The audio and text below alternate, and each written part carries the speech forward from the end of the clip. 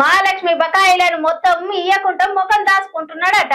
8,700 కోట్లకు 6,620 కోట్లే విడుదల చేసిందట. కానీ మొత్తం చెల్లించినవని ఏం చెల్లించేది లేదని ముఖ్యమంత్రి కాడి నుంచి మంత్రుల దాకా గోప్పలు చెప్తున్నారట. ఇక ఆర్టీసీ ప్రభుత్వం ఇచ్చే పైసలు ఇయ్యకపోవడంతోని ఆర్టీసీ నష్టాలకు పోయే ప్రమాదం కూడా చిన్నని పెద్ద పెద్దలంతా చెప్పుకుంటున్నారట. మాకెందుకు సారు గంత గోప్పలు చెప్పుడు? మహాలక్ష్మి బకాయిలను పూర్తిగా చెల్లించకుండా తప్పించుకుంటున్నది రేవంత్ సర్కారు.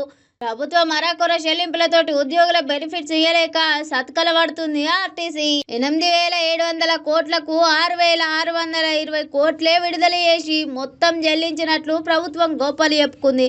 ప్రతి నెలలో చెల్లించాల్సిన మహాలక్ష్మి నిధులు 350 కోట్లు రాకపోవడంతోటి నష్టాలల్లుందట ఆర్టీసీ. అనాధికారికంగా రేట్లు పెంచినా మహాలక్ష్మి నష్టాలను ఊడ్చలేని దుస్థితికి దిగజారింది ఆర్టీసీ. ఆర్టీసీని కాంగ్రెస్ సర్కార్ మరింత అప్పుల ఊబిలోకి నెట్టుతుందని కార్మిక సంఘాలు ఆందోళన చెందుతున్నాయి.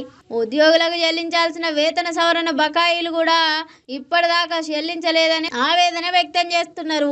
మహాలక్ష్మి నష్టాలతోటి రిటైర్డ్ ఉద్యోగుల పొదుపు మొత్తాలను చెల్లించాల్సిన 15 నెలల వడ్డీ బాకీ పడ్డదని ఆవేదన చెందుతున్నారు.